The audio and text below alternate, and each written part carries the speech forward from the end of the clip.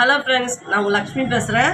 நம்ம வந்து சுடிதாரோடைய back neck ஓகேங்களா. இது பேக் நெக்கு, கேன்வாஸ் வச்சு தைக்கக்கூடாது பேக் நெக்குக்கு ஓகேங்களா. இது த்ரெட் பைப்பிங் வந்து நான் உங்களுக்கு ஏற்கனவே சொல்லியிருக்கேன்.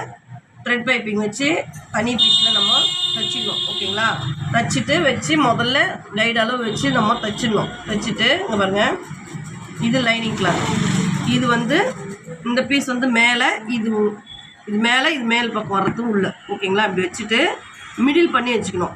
மிடில் ரெண்டாக மடித்து இங்கே மிடில் மார்க் பண்ணிவிட்டு இதுலேருந்து 2.5, இதுலேருந்து 2.5 வச்சு நம்ம இதை பின் பண்ணிடணும். இந்த மாதிரி பின் பண்ணிடணும் ஓகேங்களா. பின் பண்ணிவிட்டு இங்கே பாருங்கள், இந்த த்ரெட் வருது இல்லைங்களா, இந்த எட்ஜில் வந்து ஸ்டிச் வரணும். இங்கே பாருங்கள்,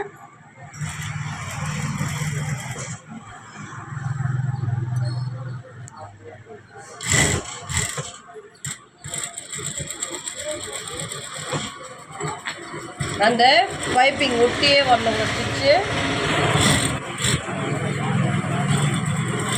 நீங்கள் பின் பண்ணிட்டீங்கன்னா எப்படி திருப்பினாலும் அது மூவ் ஆகாது. நீங்கள் பின் பண்ணிவிட்டு தைக்கிறது பெட்ரு ஓகேங்களா. இப்படி தைச்சிட்டு இதை கட் பண்ணிடணும். நடுவில் இருக்கிற லைனிங்கை இப்படி கட் பண்ணிடணும்.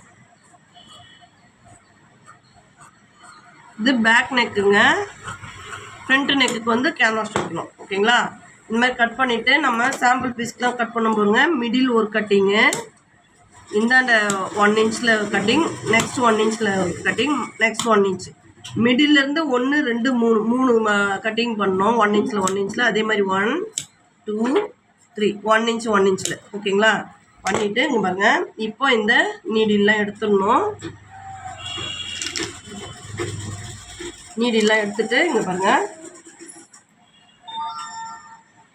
இந்த ஒயிட் கலர் தான் வந்து நம்மளுக்கு பாட்டமு, இது டாப் ஓகேங்களா. அங்கே பாருங்கள், இந்த மாதிரி ஃபினிஷிங் வரும், அழகாக இருக்கும் ஓகேங்களா. டபுள் சைடும் இங்கே வந்து டிஸ்டன்ஸ் தையல் போடணும். நமக்கு வந்து ஷோல்டர் ஃபினிஷிங் பண்ணணும், அதனால் நான் டிஸ்டன்ஸ் தையல் போடலை. இங்கே பாருங்கள், இதே மாதிரி தான் ப்ளவுஸ்க்கும் வைக்கணும்